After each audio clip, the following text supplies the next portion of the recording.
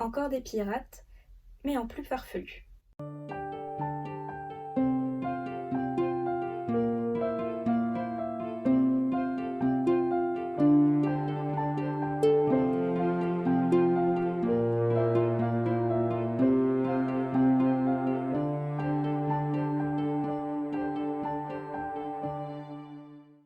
Bonjour amis des livres, c'est la chaîne du Cactus qui lit, et pour continuer ce mois de la fantaisie sur les petites maisons d'édition, je vais vous parler de Capitaine Providence.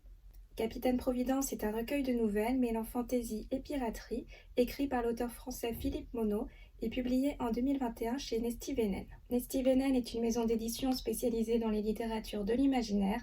Elle a été fondée en 1994 à Villeurbanne et publiée à la base des jeux de rôle, puis elle a commencé à publier des romans et des anthologies en 1999 et a déménagé en 2003 à Aix-en-Provence. Capitaine Providence est un recueil de nouvelles dans lequel on va suivre les aventures du pirate du même nom, accompagné de son fidèle second, Moinillon.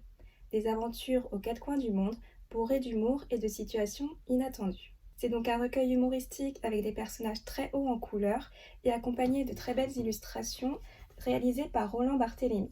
Ce recueil compile des nouvelles de Philippe Monod en version longue et inédite.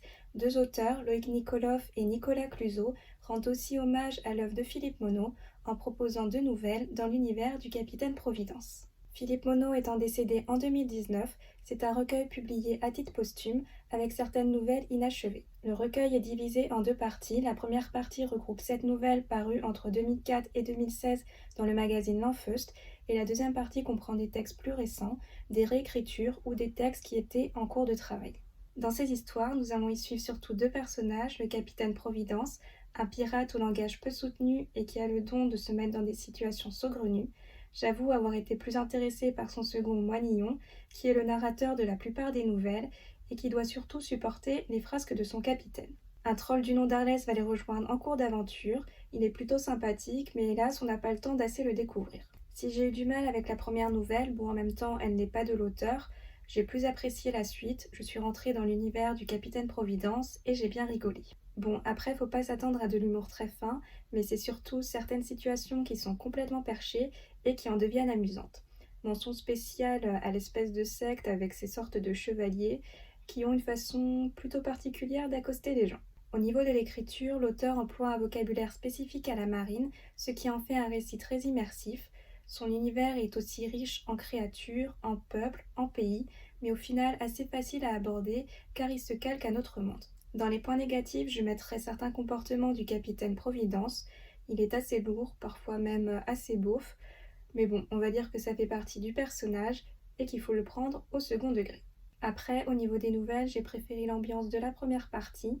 J'ai moins été convaincue par les réécritures. Je trouvais que l'univers de la première partie était plus cohérent. On est dans un monde genre 16e, 17e siècle mêlé à de la fantaisie. Puis dans la seconde partie, il y a une nouvelle où on se retrouve au beau milieu d'un combat de dieux de la Grèce antique.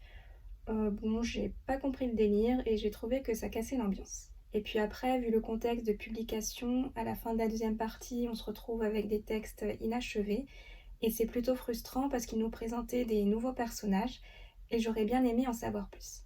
Mais le voyage était quand même sympathique. Si vous avez envie de parcourir les mers avec des pirates pas très fins et décalés, alors vous pouvez vous lancer dans l'aventure du Capitaine Providence. Voilà, cette vidéo est terminée. Je vous remercie de l'avoir visionnée. Si vous avez lu ce livre, n'hésitez pas à me donner votre avis dans les commentaires. Et si je vous ai donné envie de le lire, je vous souhaite une bonne lecture. En attendant, si vous souhaitez faire plaisir à Cactus, n'hésitez pas à liker, partager ou vous abonner. À bientôt et prenez soin de vous.